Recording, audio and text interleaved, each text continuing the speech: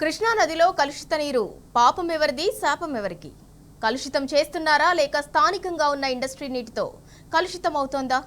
సూర్యాపేట జిల్లా మఠంపల్లిలోని లక్ష్మీనరసింహస్వామి ఆలయ సమీపంలో ప్రవహిస్తున్న కృష్ణా నది నీరు తీవ్రంగా కలుషితమవుతోంది. నీటిలో చేపలు మృత్యువాత పడటం, భక్తులు నదిలో పుణ్యస్నానాలు చేసే పరిస్థితి లేదు. ఇంత జరుగుతున్నా కృష్ణానది పరివాహక ప్రాంతం ఇండస్ట్రీలపై రాష్ట్ర ప్రభుత్వం ఎలాంటి విచారణ చేపట్టడం లేదు.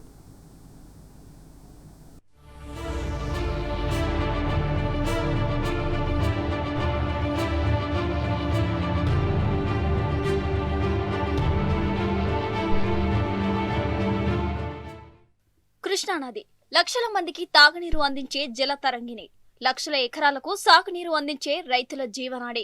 అలాంటి నదిలో ప్రస్తుతం కాలుష్యం కోరలు తాండవిస్తోంది. ప్రస్తుతం కృష్ణానదిలో పారే నీరు మూసిని తలపిస్తోంది.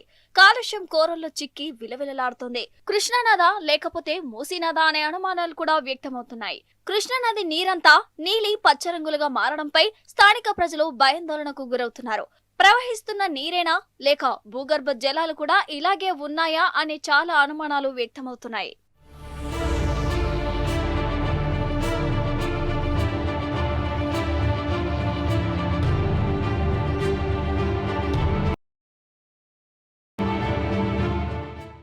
హుజూర్ నగర్ నియోజకవర్గం అంటేనే ఇండస్ట్రియల్స్ కు పెట్టింది పేరు. కృష్ణానదిలో కెమికల్ పదార్థాలను కలుపుతున్నారా లేక స్థానికంగా ఉన్న ఇండస్ట్రీ వ్యర్థ నీరు రావడం వల్ల ఇలా జరుగుతోందా అనే కారణాలపై ఇంకా క్లారిటీ రాలేదు.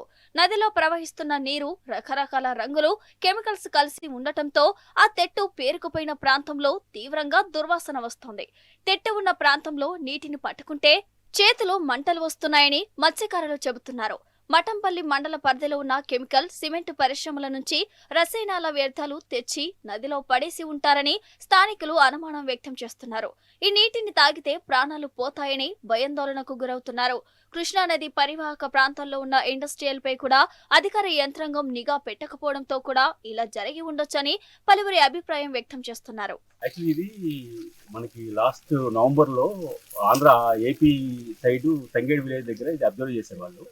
ఇది కెమికల్ ట్యాంకర్స్ వచ్చి కలిపారని చెప్పి అబ్జర్వ్ చేశారు. ఇమీడియట్గా వాళ్ళు ఏం చేశారంటే ఈ బ్లూ ప్యాచెస్ ఫామ్ అయిన తర్వాత వాళ్ళు ఏపీ పొల్యూషన్ కంట్రోల్ బోర్డు వాళ్ళు వచ్చి టెస్ట్ చేశారు.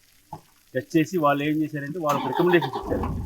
ఏమని మన అవి కెమికల్ ట్యాంకర్స్ ఉంటాయి. సేమ్ టైం వాళ్ళు ఏం చేశారంటే వాళ్ళు గవర్నమెంట్ కూడా కలెక్టరేట్కి వాళ్ళకి పల్నాడు కలెక్టరేట్కి వాళ్ళకి రాశారు.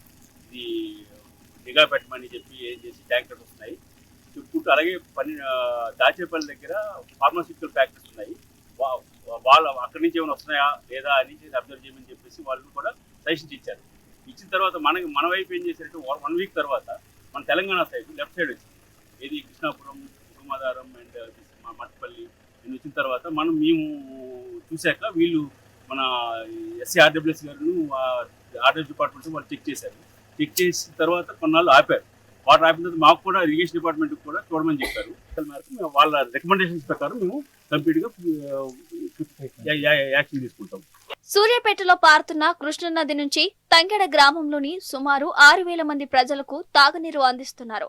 పైలట్ ప్రాజెక్టు ద్వారా నదిలో నీటిని పంపింగ్ చేసి పైపుల ద్వారా ట్యాంకులు నింపి అక్కడి నుంచి కుళాయిల ద్వారా తాగునీటిని ఇళ్లకు సరఫరా చేస్తారు.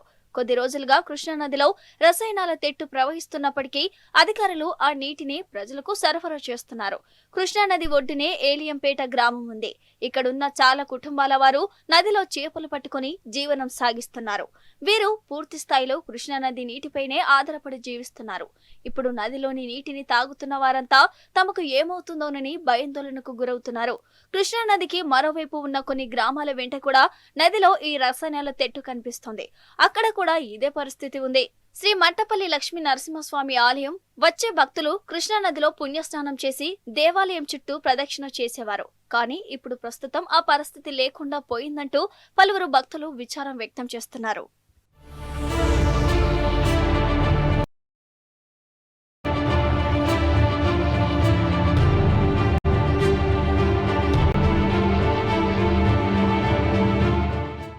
ప్రస్తుతం కృష్ణానది నీటి రంగు, వాసన మారినట్టు స్థానికులు గమనించి అధికారులకు సమాచారం అందించారు. Central pollution and environmental research సంస్థ కేంద్ర బృందం సైంటిస్టులు కృష్ణానది నీటి నమూనాలను సేకరించి శాస్త్రీయ పరీక్షలకు పంపించినట్టు అధికారులు తెలిపారు. కృష్ణానది నీటిలో జరిగిన మార్పులపై ప్రభుత్వం అత్యంత సీరియస్ గా పరిగణిస్తుందని, బాధ్యులపై చర్యలు తీసుకోవడం తప్పదని హెచ్చరించారు. ప్రజలు నది నీటిలో కలుషితం ఎంత మేరకు ఉందో, దానికి కారణాలు ఏమిటో శాస్త్రీయంగా నిర్ధారించిన తర్వాత కఠిన చర్యలు తీసుకుంటామని ప్రజలకు అధికారులు వివరించారు. ప్రజలు అనుమానాస్పద కార్యకలాపాలు గమనించిన వెంటనే సంబంధిత అధికారులకు సమాచారం ఇవ్వాలని సూచించారు.